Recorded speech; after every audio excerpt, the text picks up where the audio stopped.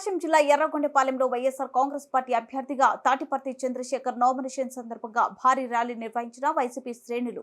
ఎర్రగొండపాలెంలో జన ప్రభంజనం నామినేషన్ కార్యక్రమానికి పెద్ద ఎత్తున తరలివచ్చిన వైసీపీ శ్రేణులు ఎర్రగొండపాలెం నియోజకవర్గంలోని 5 మండలాల ప్రజలు నామినేషన్ సందర్భంగా ఎర్రగొండపాలెంలో అశేష జనవాహినితో నామినేషన్ దాఖలు చేసిన తాటిపర్తి చంద్రశేఖర్ పెద్ద డోర్నాల మండలం నుండి ఉప సర్పంచ్ డి రసూల్ ఆధ్వర్యంలో 30 కార్లను ఏర్పాటు చేసి నామినేషన్ కు తరలివచ్చారు.